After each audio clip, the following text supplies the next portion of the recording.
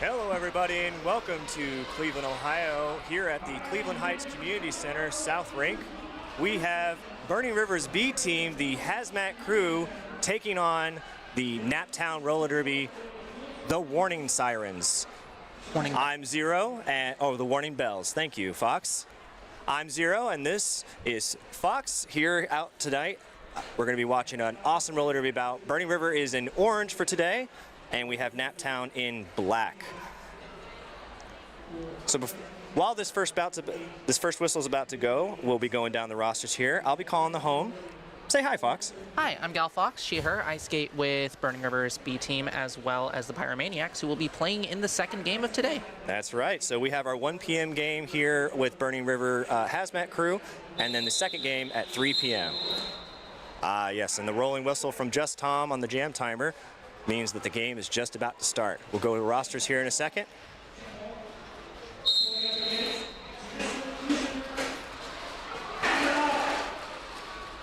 We have our first bout. Really nice cycle back from Naptown here against Jesse Kushner. Q's been doing a great job. It's been added to the All-Stars recently and did a really great job this past weekend or two ago at a tournament. And Naptown getting lead. Jesse Kushner right behind. Chapel Pone getting lead jammer, but with Jesse Kushner just behind them. See if they can make him call it. Black's in the back, so that means that's not really that much points. So Jess could get some last-minute points, but looks like it's not. Looks like a 0-0 jam. That's what you want for Burning River. If you're able to get them to call it and get a 0-0 jam, that's all right. You can start over and do another jam. For rosters for home, we have number 10, Taco About Pain, 1004, KC, 109, Lark Spur, 127, Dirty Chai, 17, Jesse Kushner, 18, Hebrew Hammer, They're starting 25. with Power Jam. Oh, are they? Yeah, it's a power start. I didn't catch what the penalty was, but it looks like Chapel Pone is serving a penalty at the moment. Rusty with a really early lead here. Rusty getting lead jammer and a power jam. That means they can probably get about 2 different passes possibly before the other jammer gets out.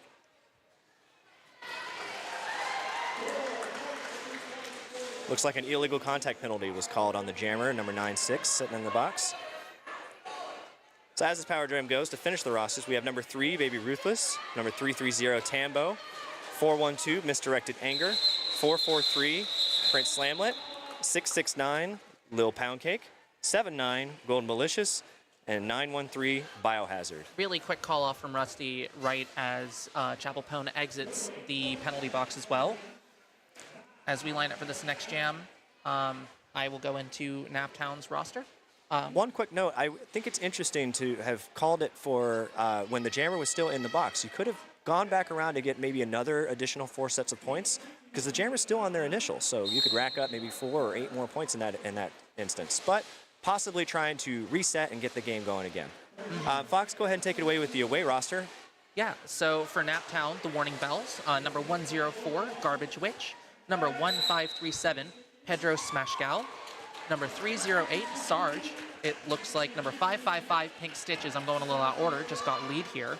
50, Shades of Prey, 511, Dorky, 517, Lipstick Riot, 57, Robin Daggers, 70, Lysis to Kill, 789, Hell No Kitty, 9, Warp Speed, 92, Penelope Bruise, 96, Chapel Pone, and 97, Raleigh Go Fighty. Excellent. Thank you, Fox. So now we got our rosters out of the way, we can start focusing on this game. Looking pretty good so far. Hazmat Crew with 8, Naptown at 2.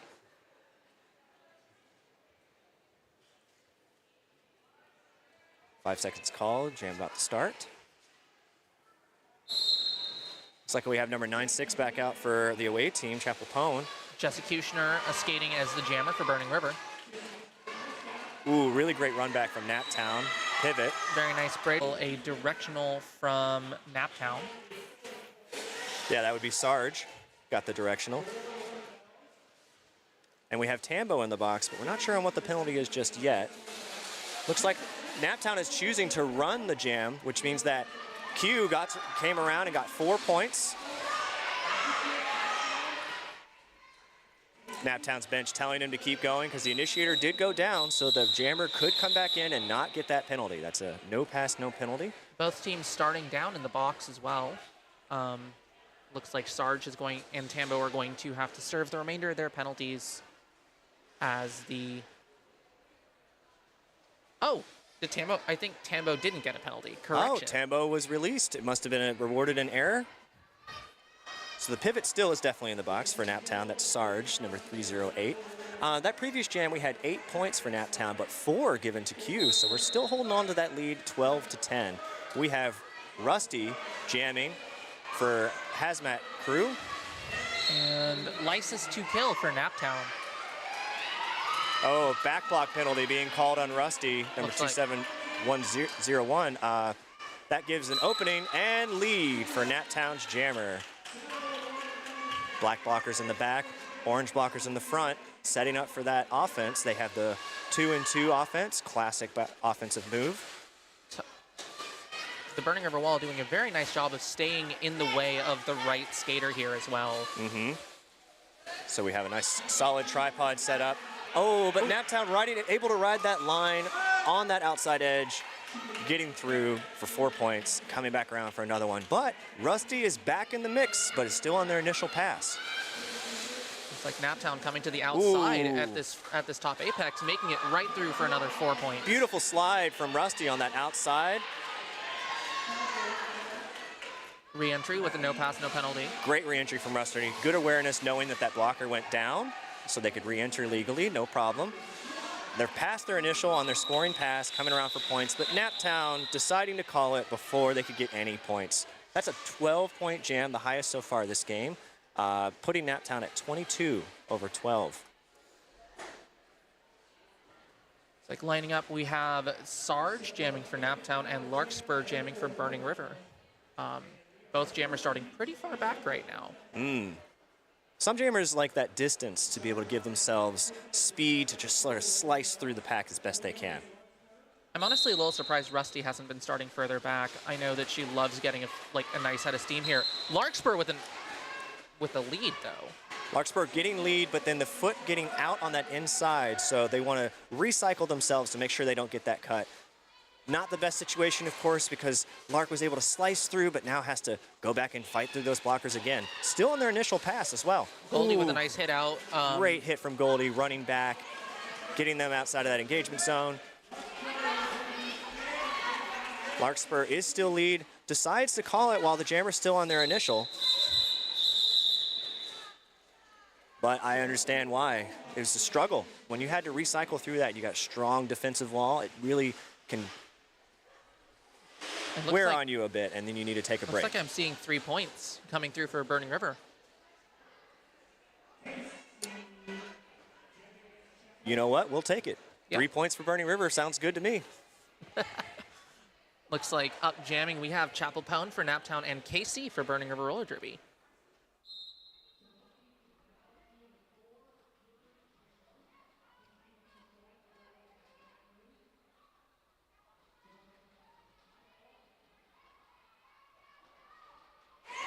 All right. We had to make a little adjustment for our microphones. Apparently we were too quiet. Can't have that. Chapel Pound gets a quick lead for Naptown coming through on his scoring pass. Casey still on the wall with the stash. Star pass to Executioner though. Great star pass on there. Chapel Pound deciding to call it before Hazmat Crew jammer can come around and get those points. Looking like another 4 points for Naptown. The score of 15 Burning River, 26 Naptown. Burning River starting strong in the beginning for the first couple of jams, but Naptown really able to rack up those points, especially with that 12-point jam a couple jams ago. Looks like we got our running start from Missy from Hazmat Crew and Sarge lining up for Naptown. Missy's been doing a really good job of being defensive as a jammer, at least on those starts as well. But not this time, because Missy makes a really quick exit out of the pack and gets lead. Sarge just exiting the pack now. Following close behind. About a turn and a half. But it looks like black blockers are in the back. We're getting a couple of points for Missy. Decides to call it. I think got at least one. Yes. 1 point for Hazmat Crew. Great job, Missy, leaving Naptown with 0 points. And that's the kind of game you need to play with something like this. Just chip, chip, chip away. Positive differentials every jam. Best you can. Looks like Pink Stitches jamming in the next one for Naptown with Golden Malicious, number 79, skating for Burning River. Naptown lining on in the back for their defensive play against Goldie, but Goldie's going to have a strong push through. Already right up onto that brace, pushing through on that outside, cutting to the end, using that offense. But a quick break to the inside by Pink Stitches for lead jammer here. Goldie right behind. Followed closely by Goldie. Looks like the jam ref was thinking that there might have been a penalty called on their jammer, but got confirmation that there wasn't. So Goldie's able to push through. Got at least 2 points, maybe 3 at that end there. We'll see what the jam ref has to say.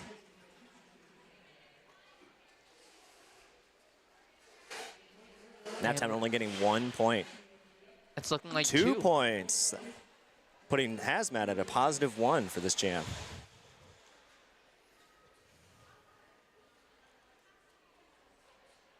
Executioner skating for jamming for Burning River here with Chapel Pone skating for Naptown. We've seen this matchup a couple times already this game. It has been interesting results when we have those matchups as well. Q fighting to get out the front, but Chapel Pone able to make it out of the Burning River line very, very quickly with Q exiting right behind. Q taking advantage of that massive hole offense that Naptown was able to take for that inside line, and just super speedy, catching up to Naptown's jammer, lapping them, and forcing them to make the call off. Really 0-0 jam. Really nice quick call off there. Great call off. Ooh, looks like some shenanigans are going on at the pivot line. Misdirected anger trying to stake a claim, but it looks like Naptown has that nice and solid. They concede. Yeah, Robin Daggers on that pivot line as the pivot, creating a little more space. This pack might be split if they don't roll back. Oh, and they're rolling back. My favorite is when they line up on the pivot line. It reminds me of the old days playing, I started in 2011. Sarge with an early lead, though. Rusty following behind. Penalty called on... It was a forearm call on Black Shades of 5-0, Shades of Cray. Sarge on that scoring pass. Sarge is still inbounds on that hit. Really great job on that, really Rusty dynamic. just passing Sarge here. Let's see if there's going to be a jammer race. 4 points and 4 points. Sarge makes it. Little jammer on jammer action on the outside. Just a little tossle, little job. Tries to get those points. It's looking Got like 1 point for Naptown. Putting them at a +1 differential. 32 points to 22 points. 10 points of a lead. It's not that far of a stretch to be able to turn that around. That's one jam right there. Earlier I was going to nerd with you about when they line up on that pivot line. It's one of the oldest rules in roller derby is that when the pivot line touches that pivot line, the line then is measured via the hips. So if anybody lines up, a blocker lines up in front of the jammer, then that's a false start. Still a rule to this day. And it's whoever's hips are further back, too, which is the other fun one. So, you know, if you've got long legs, it's really advantageous to take that pivot line. Oh, when I've pivoted for the Guardians, it's absolutely something I've done before. And have successfully called a false start because it's such an old rule that people forget that it exists. Looks All like right. Who do we have jamming for Naptown? We have number 70. That is Lysis to Kill. Larkspur having a rough time, but able to get out with a no pass. Larkspur jamming for Hazmat. Got a solid tripod set up, but really nice sweep there. And good an immediate sweeping offense from number 50, Shades of Cray.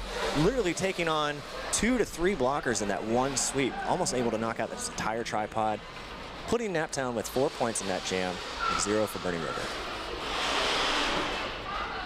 Really quick, want to shout out our track repair team. They're doing a phenomenal job of keeping that track nice and intact without like in the little bit of time that's available. It's really impressive when they're able to run in 20 seconds, done.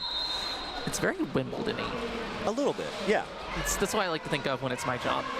But up now we have Chapel Pone getting a really, really quick lead again for Naptown with Executioner hot on their heels.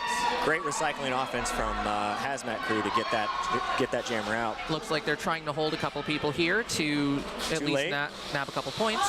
Casey with a nice hit out and run back, but Chapel Pone's going to call it before Q can make it to the pack, I think. Chapel Pone got knocked out on the outside line, was not able to get their hips in front of anyone.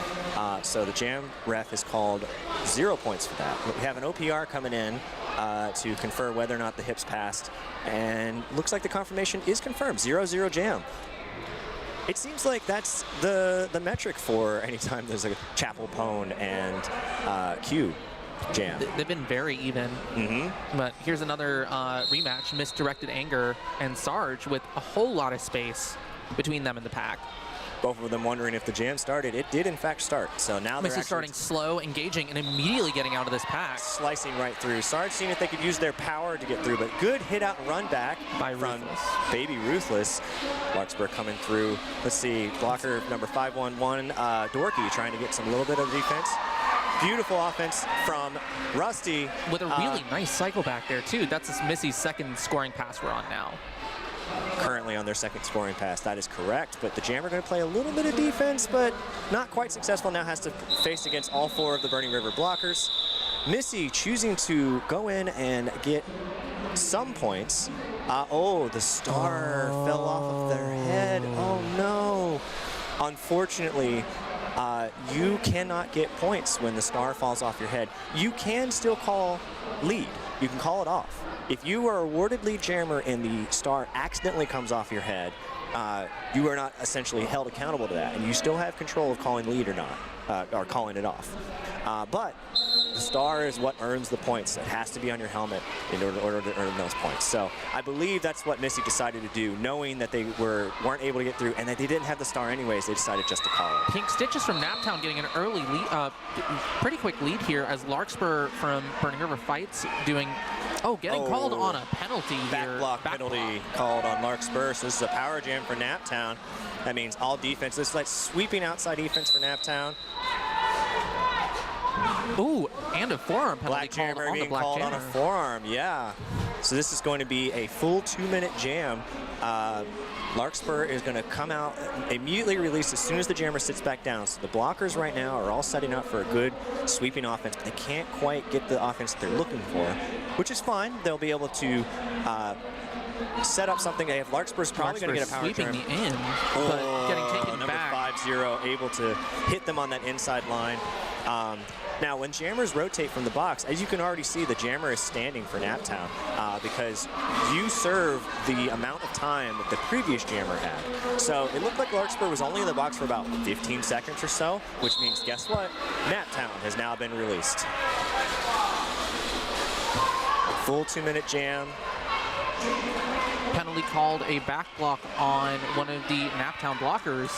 555 has lost the helmet, has lost the star. It is currently caught up in 789's wheels. 789 was just about to try and grab it, but they cannot grab the star. The only people that can grab the star is the pivot and the jammer. So looks like the jammer was able to get the star back on their head and come around and get some more points. Like Larkspur getting 4 points on that pass.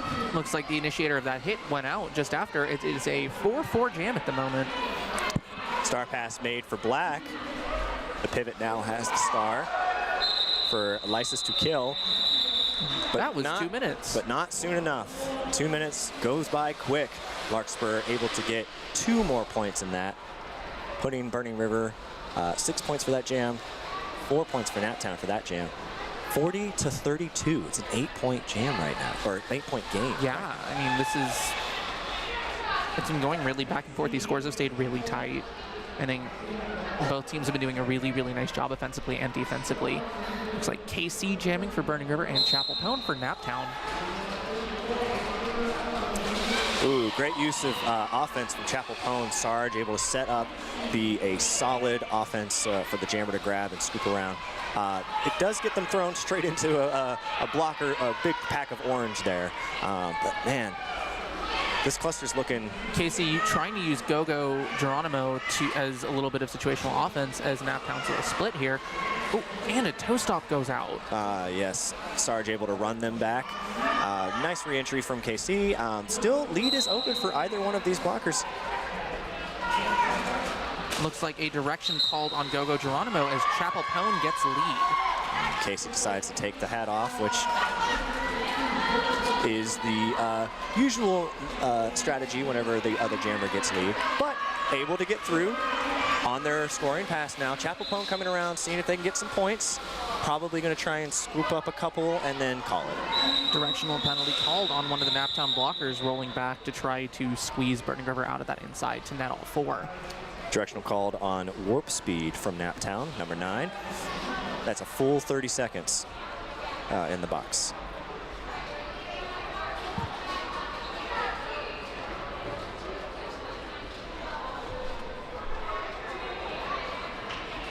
Right behind. Sarge has got some of that power coming through. Let's see if Missy can get a couple of points before calling it. Looks like they're able to get at least 1, and there's 1 in the box. So that's 2 points. Yep. And 0 for Naptown. That's the kind of jam you need for a game like this. 9-point difference right now, 43 to 34. Burning River can still pull this out. I'm noticing that Burning River seems to be preferring to start in the back here. But slightly interesting, maybe a slightly strange setup from Naptown here with 3 blockers. Looks like they might be trying to squeeze that inside line. Early rollback with Prince Slamlet jamming for Burning River. Goldie trying to play a little bit of offense, but it looks like it's going to be effective. Prince Slamlet getting lead as License to Kill exits right behind her. They're neck and neck right now, and Prince is going to call it off. Little jammer on jammer action, a smile on Prince Slamlet's face. That's the beautiful thing about this sport is we'd love to be able to give the hits to each other and then high five afterwards, compliment how well they were able to effectively hit us. It's one of my favorite things, honestly, just like how much like camaraderie there's been in Derby, in practice, in games, people who I've never met before, and we just laugh. The sportsmanship of this sport, I feel like it's similar to like hockey in that like everyone's just having a good time. Jessica Kushner getting an early lead here as Rolly Go Fighty gets just in front. Jessica Kushner calls it off. If Jessica Kushner restart the jam. We're going into jam 20. It's quite a few jams, actually. We have less than 8 minutes left, and we're going into jam 20. On average, about can usually go 20 to 25 jams. 1 or 2 scoring passes here, like per jam. Very, very, very short jams. Rusty getting an early lead with Sarge following just behind. Rusty turns and sees Sarge just surging in and then says, oh, got to kick up the speed Burning a little River bit. Trying to get to the front here, maybe get a couple of points, and that's the call off. I believe Rusty was trying to call it earlier, but just wasn't able to quite either get the second set of hands down, because you have to do 2 taps on the hips before a jam ref will call it. Or it could be that there were so many bodies between the jammer and the jam ref that they weren't quite able to see it. So Rusty then continuing to play for just a couple more seconds, trying to get another point, which looks like they did, and then able to successfully call it off. Looks like an official review called by Burning River. Hazmat crew calling an official review, that's right. So we'll have the captains and coaches coming in for official review. We have our head referee, Thackham, who's going to be leading this official review. I'd like to thank all of our officials out here today. We have Thackham, of course, is the head ref. We have Will Hudson, or Oliver Pitts, as some may know, level 2 certified official for jam reffing. We also have Gio, Brianna Ruins, strong female antagonist, Disco of the Box, and Wishbone Breaker, all wearing stripes today. And of course, we have to thank our non-skating officials. We have Sickle doing the EPLT in the inside, Kelsey Grammer in the inside as well. We have our penalty box NSOs and 3 score NSOs with Tron, Killer, and Kitty Stardust. Lot of officiating needed to be able to run. I always like to say that a third of the people that are on the track are officials. You have 15 on the bench for one team, 15 on the bench for the other, and then 16 officials, 9 NSOs and 7 referees. It's a lot to make this sport run. I've been at games where like we've been down an official or 2. Having a full crew like this, and I believe everyone's staying for both games, is going to make this go so much smoother. And it's always just a lovely time to see the experience and like learn from everyone who gets to watch and officiate Derby at this level.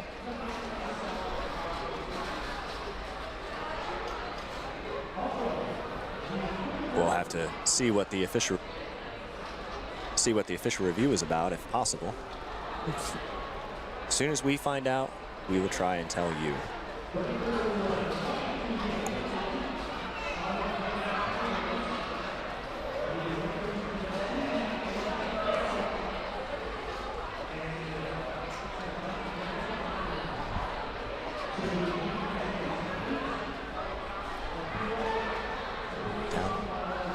It looks like... Okay, so they were challenging a high block call on against somebody on Burning River, but the no call will stand, and Burning River will not retain the review.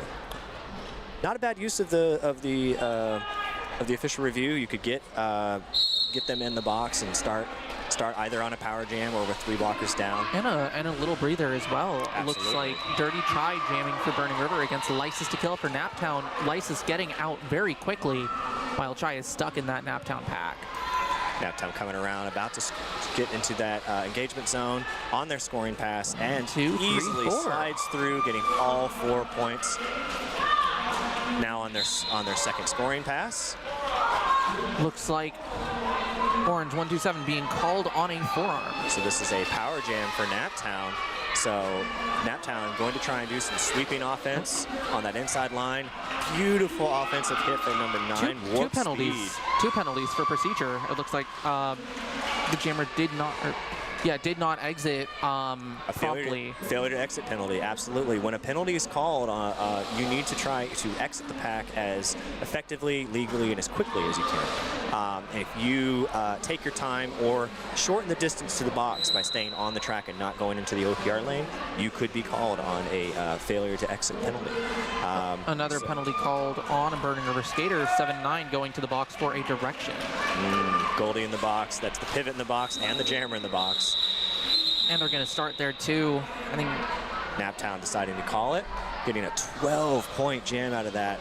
This is rough to have to work through with you have your jammer in the box for for 2 penalties. So that's a full minute. 30 seconds is usually for a penalty. You have a full minute. And they probably, looks like they roughly about served their first penalty already. So they're having to probably serve another 30 seconds into this jam. So we have a power start for Sarge for Naptown, where Chai is still in the box with their pivot Goldie. Lead awarded to Sarge coming around. Penalty called on one of the Naptown jammers, but it's... blockers. Oh, blockers, my bad. No, it's all good. Blockers, but honestly, for standing. that effect, with a lead call, that's not a bad trade-off. Switch to Chai standing in the box. Has been released. Looks like another penalty called on one of the Naptown blockers. Pink Stitches being called for a penalty, going to the box. It was a directional call. Goldie re-entering the pack as well here. So we have a full 4 for Burning River. Chai coming around to get some more points possibly, but no. Sarge able to call it before they could get any. That's 4 more points for Sarge. That puts them at 8 points for that jam to 0. 64 to 36. We're now looking at a double score right now. So 36 times 2, 64. 32 times 2. I can't 36 math. times 2 is 72. I'm not math. I can't. I know math good. I spend way too much time thinking about powers of 2. It's Oh, you're right. You're right. Yeah, almost half. It was almost half. I apologize. And it's still a pretty significant. Oh, misdirected anger with a very, very quick lead here, jamming against Chapel Pound. This Burning River wall doing a very good job of trying to track and keeping this jammer under control. Right as Rusty's coming around, Chapel Pound gets out. Really great inside offense from Dorky on Naptown to get that jammer out. Missy seeing if they can come back around. Ooh, directional call for pivot. Missy making it out as Chapel Pound hits that wall. And a back block call. Back block being called on number 9-6. Missy deciding to call it, bench telling her to call it as she was exiting that engagement zone. But the jammer came in relatively hot and got that back block call, hit him right in the spine on Taco Belt Pain. So we're going to have a power start for Larkspur from Hazmat. Larkspur has been having some difficulty a little bit with these really strong Naptown blockers, but with a power start playing all by themselves and all offense, we should see some success here. She's also been doing a really good job of staying up and in on those lines, Just making like a really quick there. exit. Yes, absolutely. Able to push right through. That was really impressive to see some power from Larkspur pushing through. She usually loves to dance on those lines, but just being able to push through that strong offense. Ooh, nice little side hit. Getting back up and coming back around. The jammer is standing, taking that head off for Naptown. Great and offense. That's going to be a quick 4 points. Yes. As Chapel Pound re-enters the pack right behind their pivot. Or re-enters the track, not the pack. Oh, now we're at the pack. Now we're at the pack. Chapel Pound able to cut through that inside line. Oh, really strong hit against Pound Cake from number 5-0, Shades of Cray. Chapel Pound coming around. They're telling them to call it, but the jammer has gone through and gotten those points already. That's going to be 6-4. 6-4, absolutely. Oh, and Naptown is at 69. Nice. Obligatory at this point, 0. We'll get there. No, I mean I think you post it in our Slack when you're looking at it for Guardians games. Sometimes. Oh, absolutely. Every time there's a 69. Nice. And that is a 23-point game right now. Executioner lining up with Lysis to kill. Slightly different matchup than we've seen, but rotation's going to rotate. Executioner fighting to get out. Lysis making that early lead, though, as Gogo tries to help out and play some good offense here.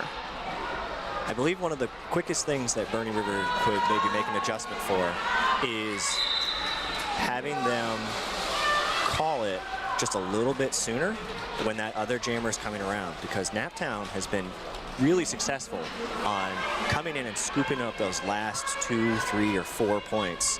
And, you know, yeah, you were able to call it off and get the 1 or 2, but if Naptown is able to get the 2, 3, or 4, you know, you're putting yourself at a less of a positive differential as you could have gotten.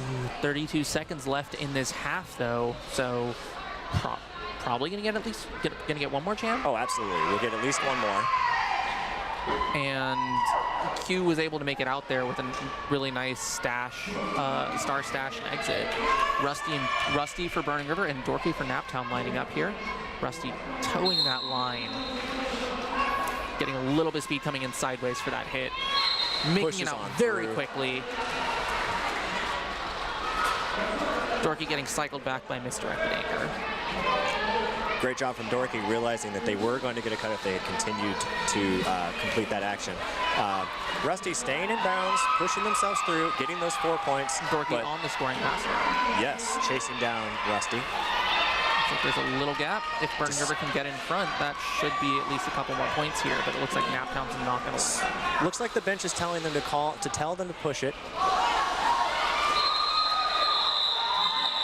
Call off 2 for Dorky here. This is an example of what I've talked about, where Orange was in the back and the Orange jammer is coming around, is trying to get those last minute points. Low block. But with Orange in the back, you were able to give 2 for Naptown. So you could have had a 4-0, but instead it was a 4-2. That happens sometimes. We just have to make that little bit of that adjustment in the locker room from halftime. Did we have a penalty? We did. Orange 2701 received a low block penalty at the end of that. Burning River will be starting. In Naptown will have a power start, and just a penalty kill right off into the second half. Great way to expand a 25-point lead going into that half. All right. Well, we will see all of you in about 14 minutes when we get back to the second period of this bout.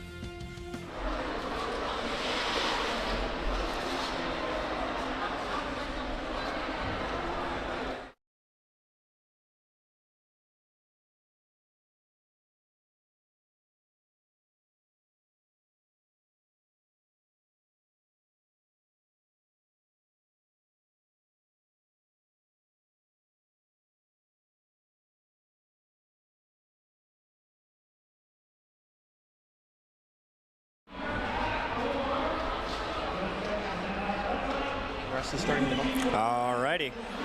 Welcome back to the second period of this bout. Hazmat Crew at 53, Naptown at 75 at the start of this period. We also, as we spoke of last time, Rusty is in the box, right? Set up I can tell you it's 10 now. Yep, Rusty standing, so it's less than 10 seconds. So that means there's one scoring pass for this Chapel Pone. Good recycling coming up from Burning River. We need to have a bridge, which we have that successfully from Taco. Great bridge there. Rusty getting out 4 points here for Chapel Pone as Rusty approaches for the initial pass. Burning River playing a little bit of offense, but... Oh man, a hard hit from Sarge on that inside line. Little armsy for my taste, but you know, if you can use it and get away with it, you might as well. Chapel Pone able to use the ensuing chaos to get in, netting 4 more points for Naptown here without exiting the pack. It's going to be 53 to 83. 8-point jam for Naptown.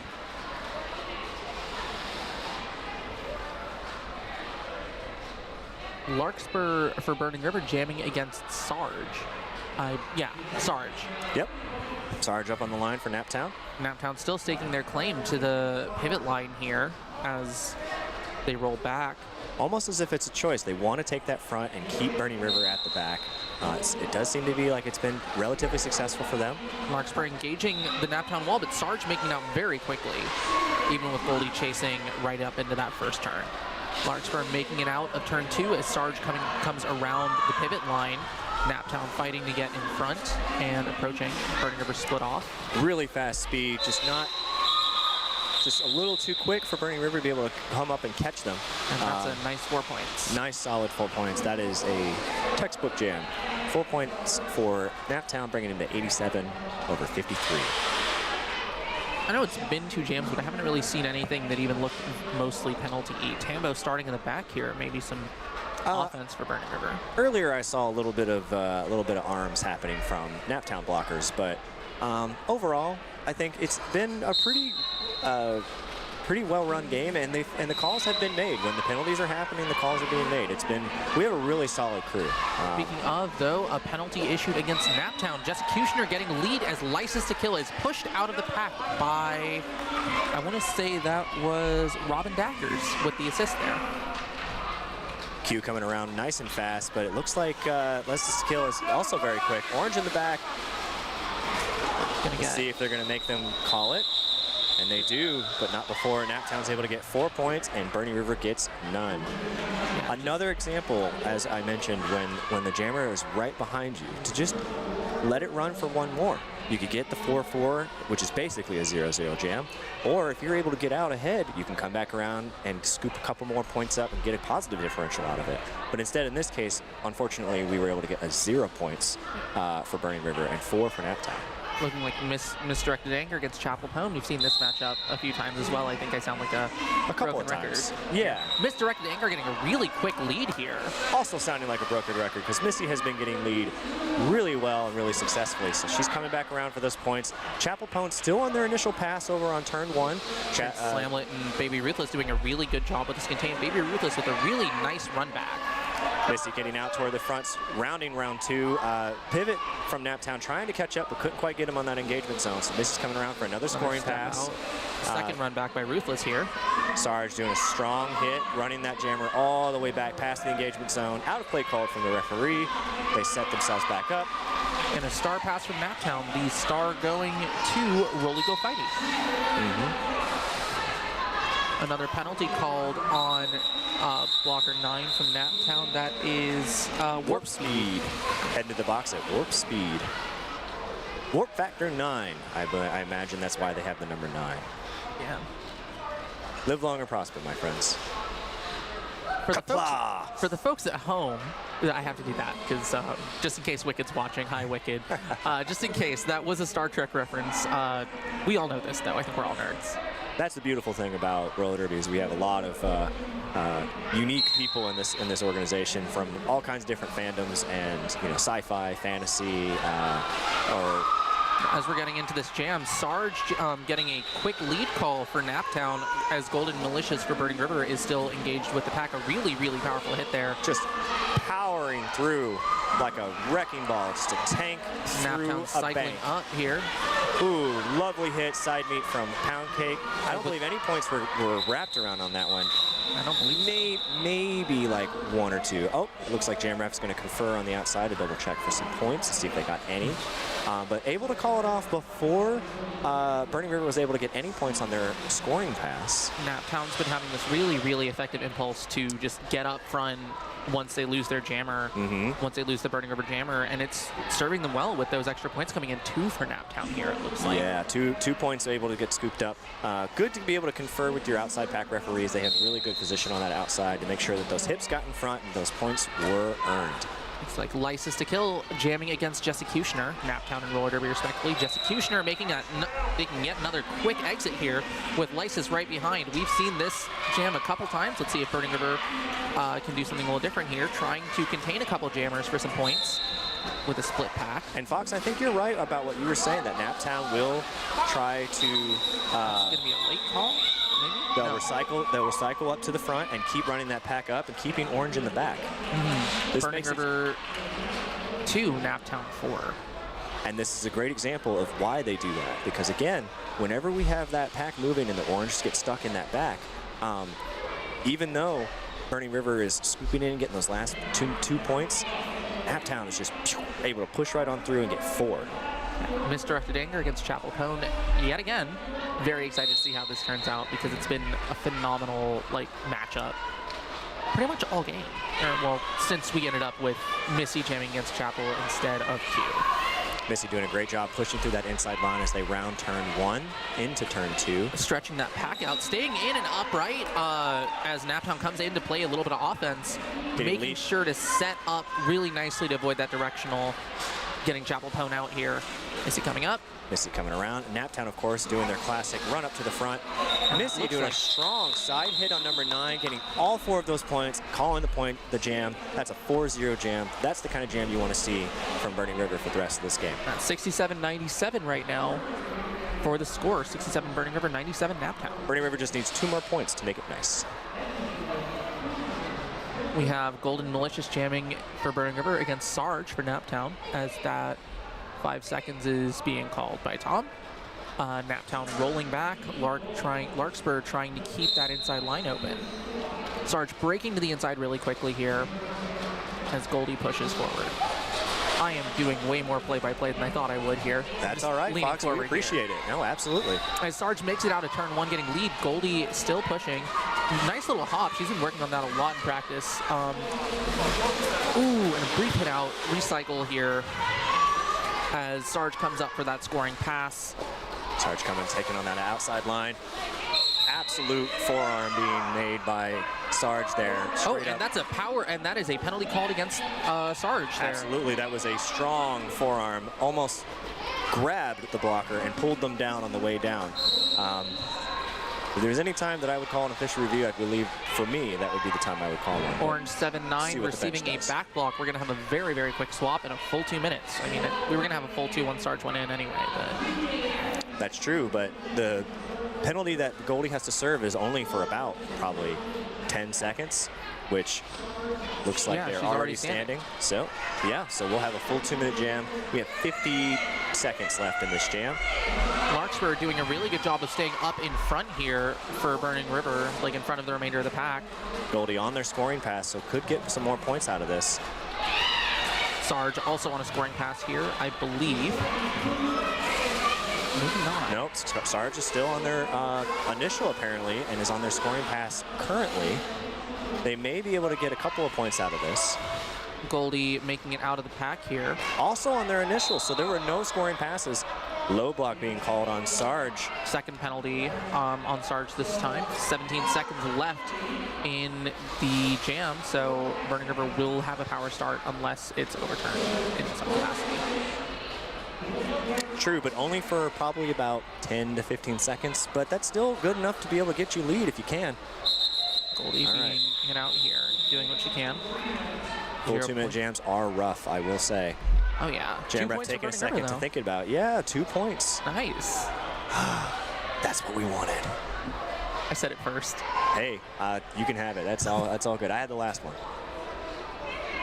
But Naptown still getting 4 points. Oh, because they were on their scoring pass. I was correct. That's Sarge really... had lead before before the penalty was issued. Yes, and was on their scoring pass. That's fair. And so that was quickly corrected by the ever awesome Will Hudson, jam reffing for Black on this team, getting those 4 points on the boards, putting Naptown at 101 to 69. Burton River calling a timeout here. I don't know if we have any particular shout-outs or anything. I do actually have a particular shout out. I would like to try and to shout out our support staff that we have here today. We have, as you can see, we have some track repair people walking onto the track, our merch people running the merch. Kent Smith, Senator Kent Smith is here doing the in-house announcing. You can hear his voice a little bit.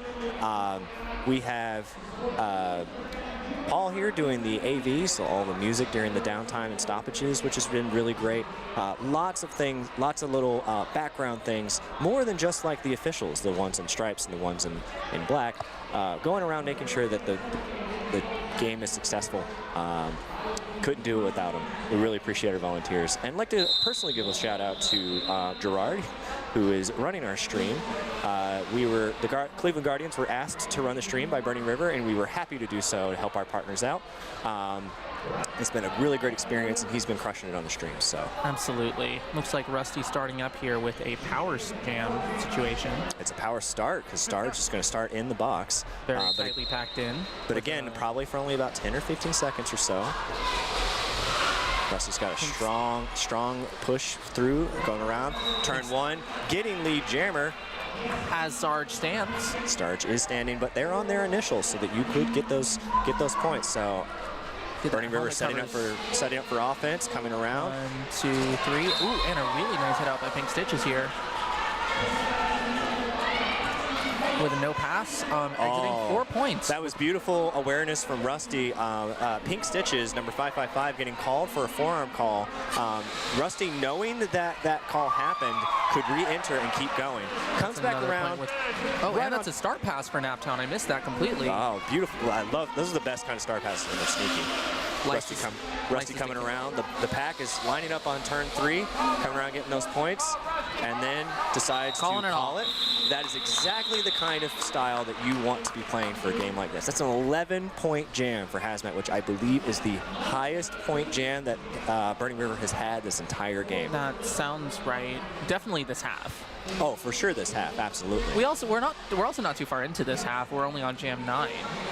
Yeah, that's true, but with 19 minutes as well, so a third of the period is gone already, but we got a 21-point difference right now, 101 to 80. If you get a couple of really good jams like that, you could pull that lead and get that win. Larkspur scooting on by right as Hell No Kitty exits the pack behind. Slicing right down that inside line. Hell No Kitty gaining on Larkspur a little bit, it seems. Black is in the back, so this is the perfect opportunity to get those last-minute points. As Hell No Kitty approaches Larkspur through, and that is going to be a quick call-off. 1 point for Naptown here. Not quite able to call it off in time, still getting that 1 point for Naptown, but 2 points on the board for Burning River. That is a +1 differential, so now it is a 20-point game. I mean, bits and pieces, right? Absolutely, just chip away. Looks like Sarge? No, not Sarge. Misdirected Anger and Chapel Pone lining up. I'm going off heights when I can't see numbers. That's all right. Starting up in that front, you were getting a little nostalgic about that earlier, Zero. Yeah, I was, and it was actually really nice to see Burning River taking that front this time. Kind of shaking things up for Naptown, which is, I think, a good move to make. But still, oh, nope, lead not getting called. Oh, lead was called for Chapel Pone, so Chapel Pone is Rusty lead. With a really nice run. That is that's a full cut two. Call made from the jammer. Non-initiator Rusty successfully able to non-initiator cut. Even though Rusty wasn't the one that knocked that jammer out, they had the superior position. They were in front. So they decided to run back, and then when that jammer re-entered, cut that blocker and got a cut penalty. So it is a power jam. Really effective offense here by the Burning River wall as well. Prince Slamlet, Baby Ruthless, Rusty, and Taco. I love seeing that signal. Great job, Wishbone. So we got 3 points from Misdirected Anger. There was a no pass, no penalty, which is what that hand swooping over the 3 points Okay, is. that's 4 now for a total of 7 on the jam. So 7 on the jam, but it's a full 2-minute jam. So we have 1 full minute left of roller derby for Misty to try and rack up as much as they can. But the jammer, Chapel Pone, is standing in the box. Coming right around that first turn, Missy makes that exit as Chapel Pone re-enters right at the pivot line. Beautiful switch from that offense to get Missy out, and then setting right back up into that defense to make sure they get Chapel Pone locked down. Really nice. Chapel Pone's still on their initial, I believe, so that is correct. Keep this. Well, it's a 2-minute jam either way, but maybe not, because they were awarded lead. They were awarded lead, but they never exit the engagement zone. You have to exit the engagement zone for your scoring pass to start. That is actually the line of demarcation that people don't sometimes don't know. Where is the line that your scoring pass starts and your scoring pass ends? It is the front engagement zone. 2 blockers in the penalty box for Burning River, though. Prince Slamlet and Rusty on the way. Missy coming around. We got a 19 points so far on the board. Missy's going to see if she can get some more in that last few seconds, and does. That is going to be 20. So she's going to take a break. She knows she can't come around to get those points. That is that's 4 points for Naptown. 105-106. 23-point jam for Misdirected Anger, the highest scoring jam of the game by far. I believe by almost double any of the other highest scoring jams. We might have seen a 16 we saw point, we saw a 12, 12 and another 12, I think, in period 2. OTO being called here. Official timeout, yep. We have 23 points on the board for Burning River, putting them at 105. Naptown at 106 with only a 4-point. Chapel Pone was able to skate through from the jam to pit it pretty smoothly there. Really great job on that, running that 2-minute jam, just Missy just slicing through, and just racking up those points. That means that Missy had 6 different passes that they cut through that. Yeah. And only one of those was a 3-point pass because of the no pass. Which, when a no pass happens, you can reset yourself and get that point if you wanted. But honestly, at that point, just keep going. I'm not necessarily take the 3 and run. I'm not necessarily the best jammer by any measure, but I would count it as like 6.5 because you have to get out the first time to start scoring. Right. But Burning River starting with 2 blockers only, and I think it's really a testament to that wall that was out, that it took losing 2 blockers for like Burning River to even seed those 4 points in that jam here. Looks like Casey starting for Burning River with License to Kill for Naptown, fighting as Q and Go-Go Geronimo hold, but it's not going to be enough. License to Kill makes it out as Naptown runs Casey back with that helmet cover stashed and exits the pack as License to Kill approaches. Go-Go Geronimo able to effectively slow them down. Prince Slamlet coming in with a big hit, but Lysis stays in. Great job staying in bounds from Lysis. Strong block from Prince Slamlet, but Lysis still able to keep that 1 foot in, stay in bounds, ride that tape. Tape is the track, and keep on going. Quick 4 for Naptown on that jam. But it only is a 5-point game right now with 14 minutes left. And the box is clear, too. The box is clear. We have a full set of blockers on both sides. Looks like Orange isn't lining up, which means they're probably going to call a timeout. I was correct. That is good. They're giving themselves a little bit of a break.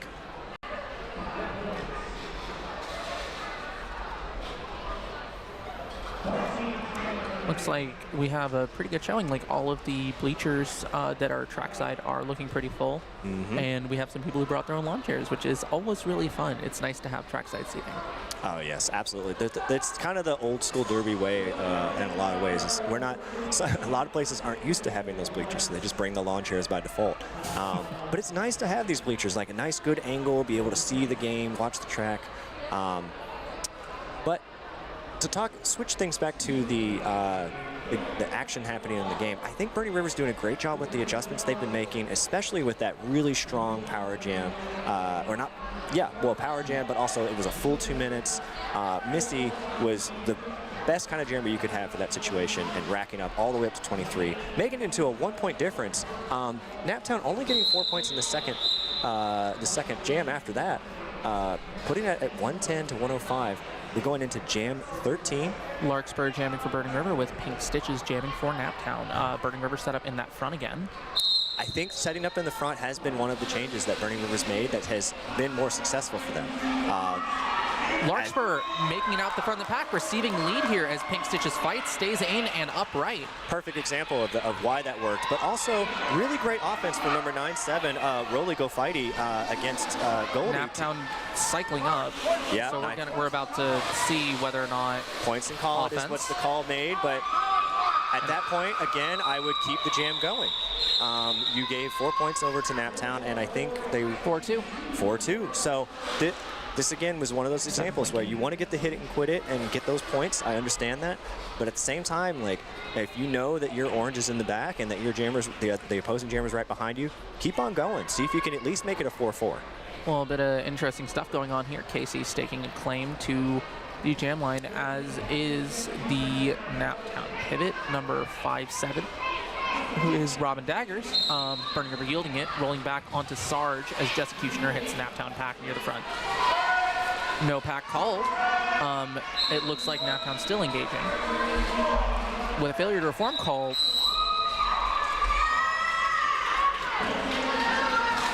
Illegal contact penalty called on Burning River's jammer, Jessecutioner, so this is a power jam for Sarge. You can see the power jam hand signals from Sarge coming around, telling Naptown to go to get that offense over turn 3 into turn 4, sweeping on that outside, seeing if that offense can give him, and able to juke that inside line, coming back around. I feel like what we're seeing is a bit of a speed differential here somewhat, like especially in that cycling up. It seems like Naptown has a little bit of an edge on that timing. Absolutely. I do think that they have a little bit more of the speed, but I do think that Burning River's got a lot of that power. They're able to lock it down and get underneath them. Really capable stopping power. Absolutely. I've skated normally with Casey, Tambo, Hammer, Go-Go in a lot of these lines, and I can tell you that if you ask me to jam against them, I would be looking at you very sadly. Casey playing a little bit of offense for Jessecutioner here. Pack is front. Well, no, in case he gets knocked out, so now it is a no pack Q situation. making it out, too. Q making it onto their scoring pass. Oh, and Sarge in the box. I didn't necessarily catch what for. Oh, wow. This is going to be a full 2-minute jam for Q. This is a great opportunity.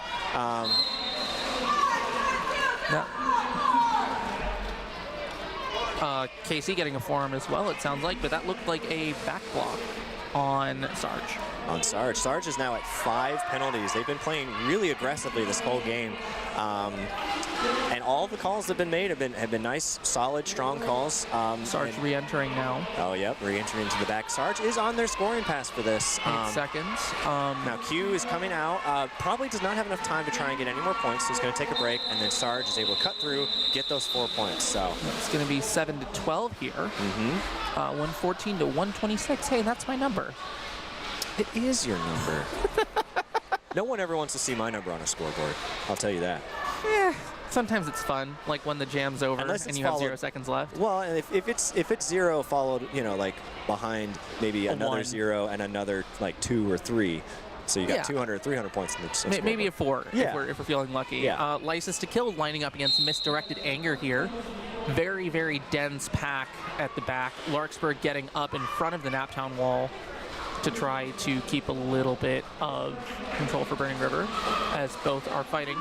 Lysis looking to the outside here as Rusty fights, but Lysis getting the lead here as Missy's still stuck. Oh, makes it out at turn 1. Able to slide that through. Naptown doing their classic cycling up to the front, which is the little bit strong of offense thing. Here. Yep, a little bit strong offense on that inside line. And a quick call off, looks like 0-0 here. Ooh, 0-0 jam. I mean, hey, with a game like this, it's okay to have those every once in a while, but we're starting to get down to the last 10 minutes of the bout. Naptown at 126, Burning River at 114. That is a 12-point difference. You get one strong power jam, and that could be the lead that we need. Yeah, I mean, not to say like necessarily nostalgia here, but like Jessecutioner lining up against Chapeltone, I don't think we've seen this since the first half. I believe you're right. It has been a while since we've seen these jammers match up. And I think I don't know how much it is because there are 3 set walls and they're rotating or what have you. But really big run back from Naptown. Stretching it out and keeping that going. Failed a return call on number 555. Pink Stitches. Pink Stitches, yeah. Great call on the back there. They just went past that 20 feet and just held it instead of choosing to return. So that's why they got that penalty. But we still have lead open for any of these jammers. Looks like Chapel Pone coming up against Taco Bell Pain. But not before Q is able to get out and get lead. But Chapel Pone following close behind. We got Burning River lining up onto the front, which is the strong position to do, but Naptown, of course, cycling up to the front. That's a classic thing to do whenever the jammer's coming back around. They're going to get hit, going to call it, giving up some of those points to Naptown and getting some of those points for Burning River. We'll have to see what those point spreads end up being. Looks like both jam refs are conferring with Brianna Ruins. All right, we got 3 points for Burning River confirmed. Oh, okay. That's nice. And then we got one more conference happening between the black jam ref for Team Black. And 1 point put on the board. 117 to 127. That is a 10-point game now? Yeah. Larkspur jamming for Burning River. It looks like the jammer for Naptown is going to be Lysis to kill.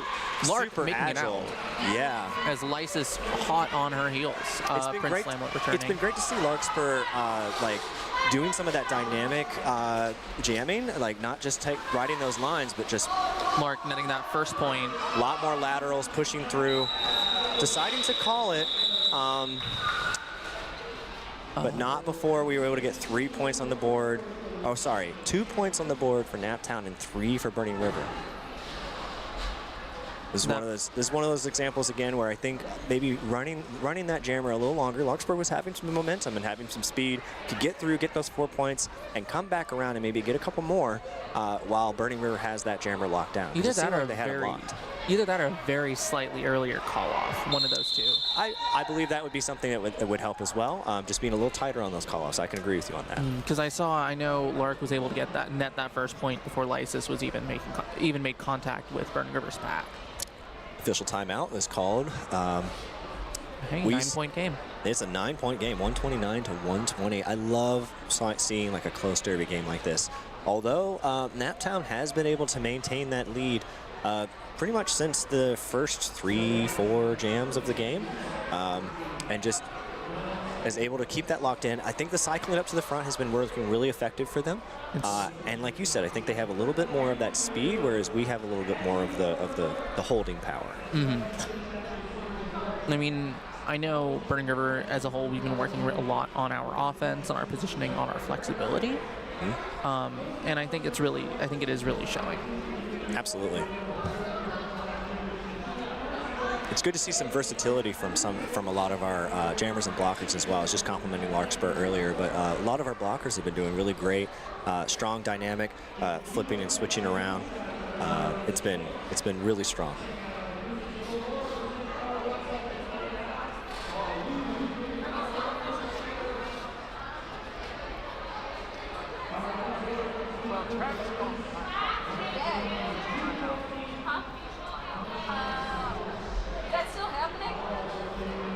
Getting any signal?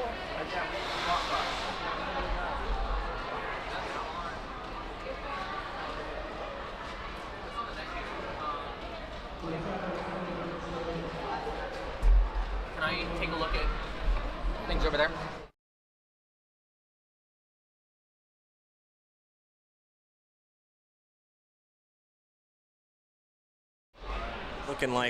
It is looking like the connection error happening with the scoreboard, so we need to get things fixed. The scoreboard currently frozen. We have our expert, Gal Fox, had to unfortunately leave the post to go check out the scoreboard and see what they could do to fix it.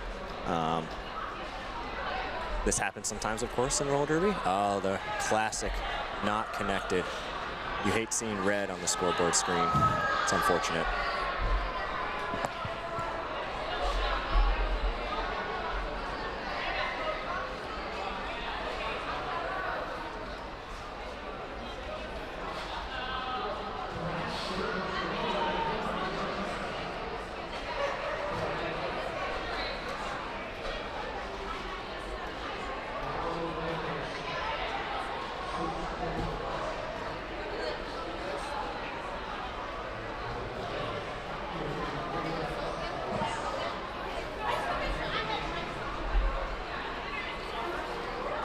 So while we're waiting, I would like to tell you about some of the upcoming bouts that we have coming this season. Right now, of course, we have our home game here in Cleveland, Burning River against Naptown B team. And then later on at 3 o'clock, we will have the Pyromaniacs, the C team for Burning River, taking on Glass City Rollers from Toledo. That should be a really good bout. Pyromaniacs are a lovely recreational team that the Burning River has to help build up towards the B team, which is the Hazmat Crew, and then of course towards the top team, which is the All-Stars. Later on next weekend, Burning River will be traveling away at Cornfed in Muncie, Indiana. Cornfed is notoriously been a really fun team for the Burning River to play. This will be Burning River All-Stars versus Cornfed. And then on May 31st, later this month, we have 2 away events happening. Burning River is going to be going to the Small Town Smackdown tournament. It's going to be Hazmat going to be there, also in Muncie, Indiana. But also on May 31st, we have the Cleveland Guardians roller derby team taking on the Flower City Fear in Rochester, New York. This will be a really interesting experience. I can speak to it myself as a Guardian. We had a 50-point win against them for the home opener on March 15th, which honored our skater Demented, number 72. We retired his number. He passed away, unfortunately, a few months ago. We want to make sure we honored him. So that win was for Ed. And we're hoping we can pull another win for Ed with this away game in Rochester.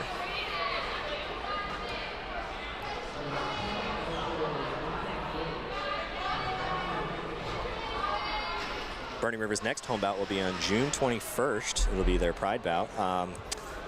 And then our Cleveland Guardians will be having their next home bout on June 14th. They'll be taking on Pittsburgh and Casco Bay B team, which is from Portland, Maine. Pittsburgh Zombies will be the team that we play. That will be their B team. Seeing some positive things happening on that scoreboard. We got some numbers moving around, things kind of clicking. Seeing some thumbs up, and Gal Fox is running back to the broadcast booth. Looks like we were able to get things fixed. We'd like to thank our head NSO, Just Tom, standing at the scoreboard right now. He's our jam timer today. Just Tom has been an excellent head NSO. It's kind of a role that he was sort of took on and has been able to take it in stride. It's been really awesome to work with him, and among all of our other officials here today. I myself am a certified official, level 1. It's lovely to be able to see all these awesome referee faces skating around the booth. Now, all right, that spinning whistle means that we're back into the action.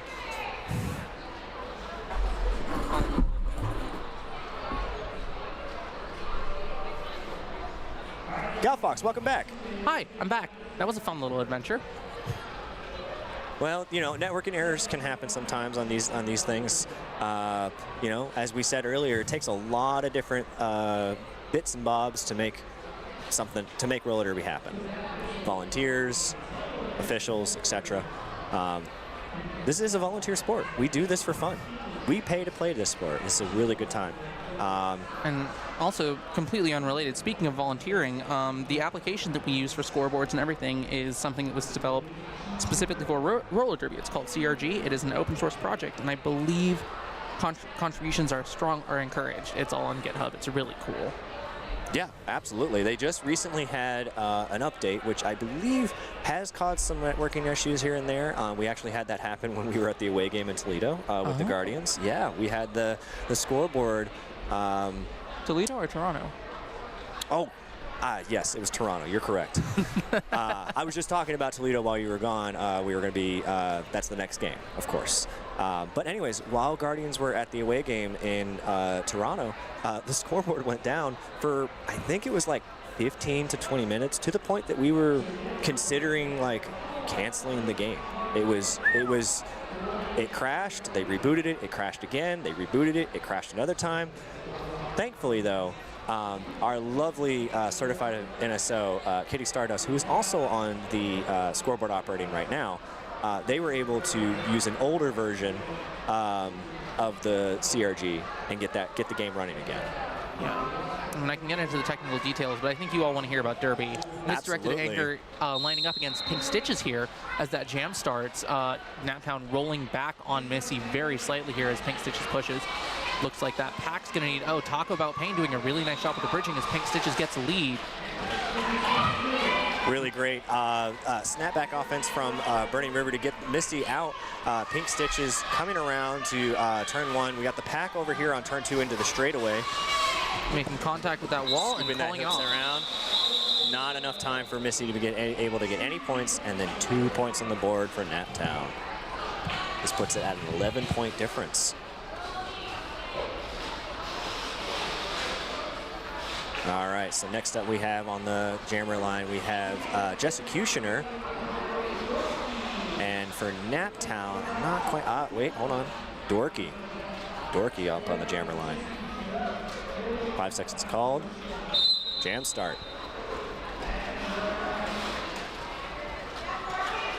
Second time we have seen Dorky jamming for Naptown here. It seems like they've been doing an interesting rotation of jammers. Dorky getting lead jammer. Casey receiving a penalty. Forearm called on the Burning River's pivot. Casey. Lead has been awarded, and we're still trying to get Q out. They've taken the hat off, but still not able to quite get through. And that is going to be a cut issued onto Dorky. An illegal contact called on Q. I believe for when the blocker was down, Q kept pushing through. I think it was a blocking a down skater penalty. Jessecutioner and Dorky both released from the box simultaneously. 2 penalties, 2 jammers. And that puts us at a full 2-minute jam for this, which has worked for us successfully before.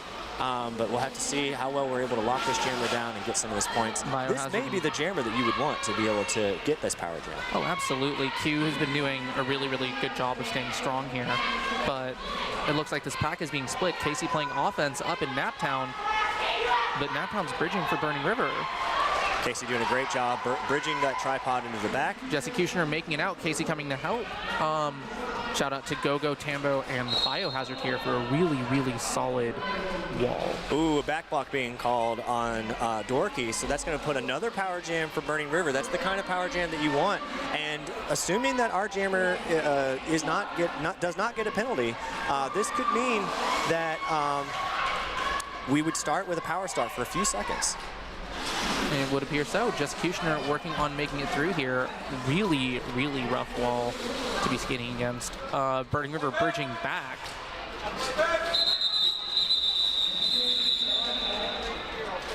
Out of play call on Tambo, 3-3-0 for a failure to return.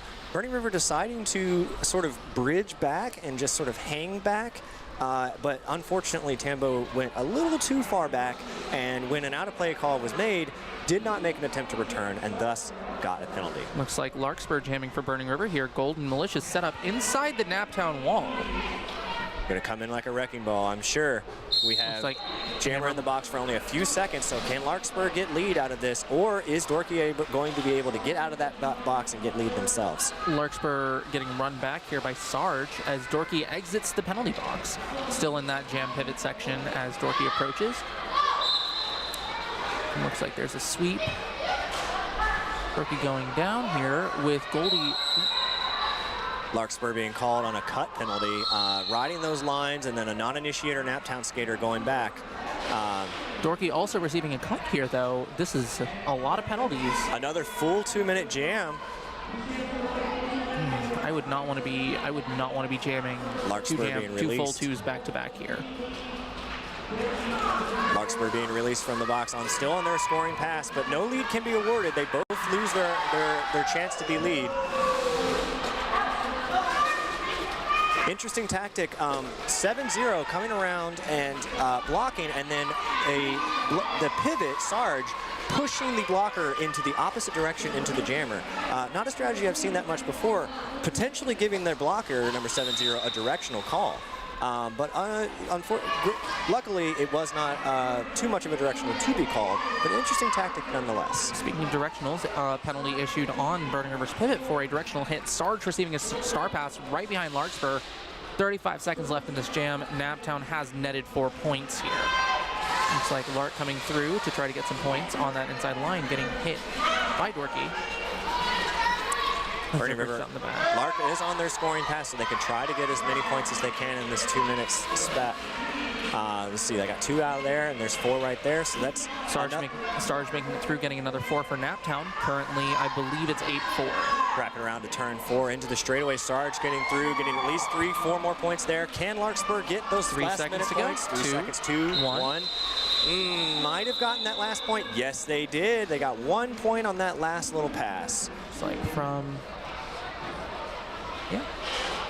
So 12-point jam for Naptown and a 5-point jam for Burning River in that full 2-minute jam with multiple penalties happening to the jammers. 15-point differential.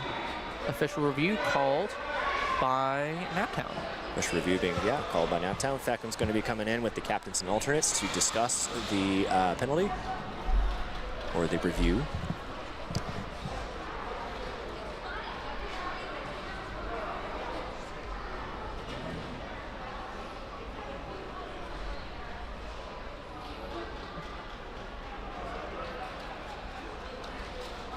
All right, so it looks like the teams have both conferred, or Naptown has conferred what they would like to have reviewed.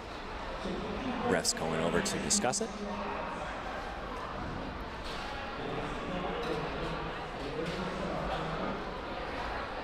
So during an official review, one of the first things we do as refs is to look at who had eyes on the penalty and who did the action, and then everyone else who didn't see it will just kind of hang out, maybe give some insights, or look at the action that's happening off the track. So we have discussion happening between some of the referees who had solid eyes. Beckham, of course, getting confirmation. The final call is made from the head referee after this discussion from the crew. The decisions from a official review are made as a crew. They are not. There's not any one official. It's all 7 act as a unit, which is a really nice. That's the nice metric to have. You want to make it to where a job as a referee, as an official, is to try to make the game go as fairly as possible and as safely as possible.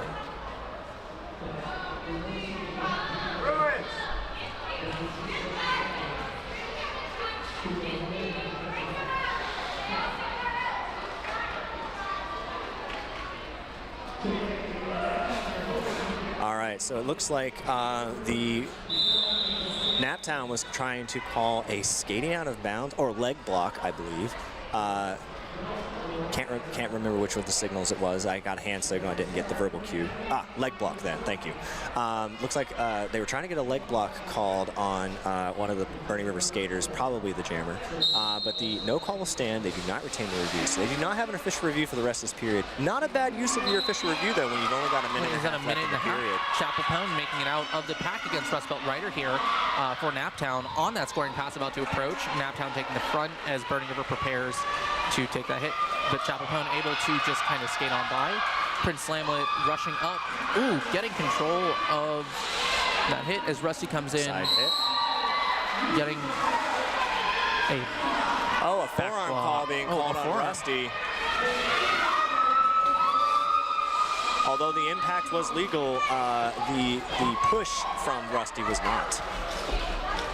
Like Chapel Pone fighting through this Burning River wall as they continue to cycle up.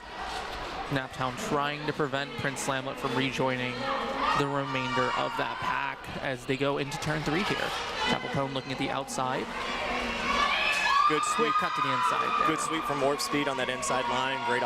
Great last little bit of offense there. You're gonna net them 4 points.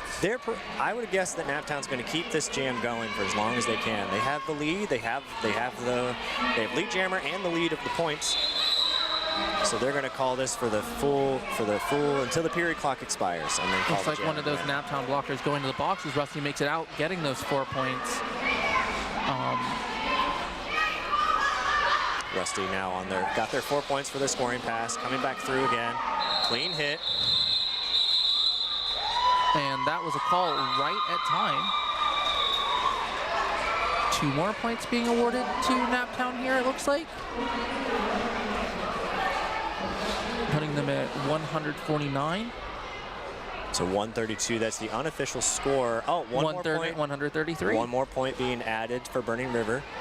I believe there was a signal for a penalty on the jammer at the end for a cut. However, I don't believe that they're letting that cut fall through because the jammer had no opportunity to yield, so I don't believe the cut will stand. And that's that rolling whistle final score, 133-149. Excellent. That was an awesome game to see, especially that one power jam really carried the momentum for Burning River to get that score really close. But Naptown just able to keep that speed up and keep themselves in front, both in points and in lead and in speed on the track. And it looks like that's it for this bout. Tune in at 3 p.m. as the Pyromaniacs will be taking on Glass City Rollers. Pyromaniacs will be wearing white, and Glass City will be wearing green. Speaking of Pyromaniacs, I've got to run. I think I need to go gear up. Yeah, you go have a good time, Fox. Thank you so much for broadcasting for us, and we'll see you all on the track at 3 p.m.